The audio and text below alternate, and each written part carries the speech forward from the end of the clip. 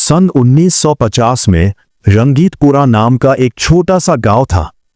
ये गांव बाहर से जितना शांत दिखाई देता था, अंदर ही अंदर उतना ही एक खौफनाक साए से घिरा हुआ था। कहा जाता था कि ये गांव श्रापित है, क्योंकि हर शादी की रात दूल्हा रहस्यमयी तरीके से गायब हो जाता था। गांव वालों का मानना था कि दूल्हों को मंदाकिनी ले जाती है, एक ऐसी आत्मा जिसके डर से रंगीतपुरा के पुरुष शादी करने से भी डरते थे। गांव के उस पार नदी के किनारे एक पुराना महल था, जिसे मंदाकिनी महल के नाम से जाना जाता था। कहा जाता है कि उसी महल में मंदाकिनी की आत्मा रहती है और शिकार के समय बाहर निकलती है।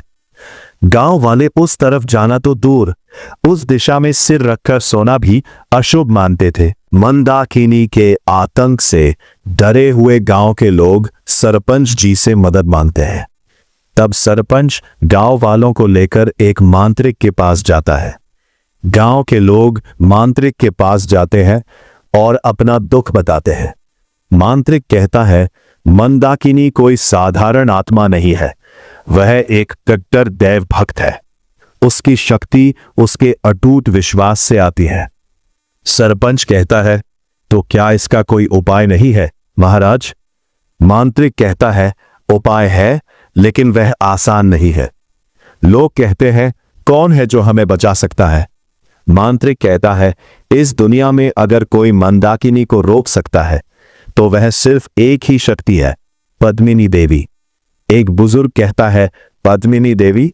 मांत्रिक कहता है, जंगल के बीचों बीच जहां सूरज की रोशनी भी मुश्किल से पहुंचती है, वहां पद्मिनी देवी स्वयं पत्थर बनकर विराजमान है।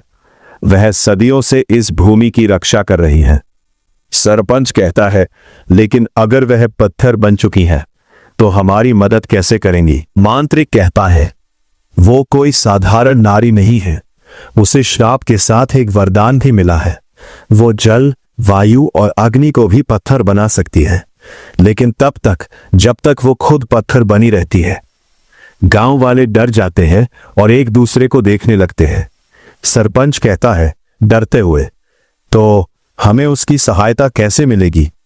मांत्रिक कहता है, उसकी पूजा करनी होगी, और वो भी मंदाकिनी महल के अंदर। यह सुनते ही सब गांव वाले डर जाते हैं। गांव वाले कहते हैं डरे हुए, मंदाकिनी महल? वो तो श्रापित जगह है, वहां जाना मौत को बुलाना है। सरपंच कहता है घबराकर, क्या इसके अलावा कोई और रास्ता नहीं है?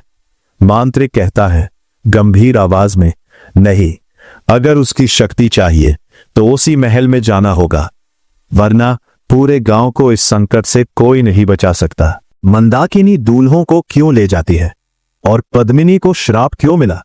इन रहस्यों को जानने के लिए देखिए पद्मिनी।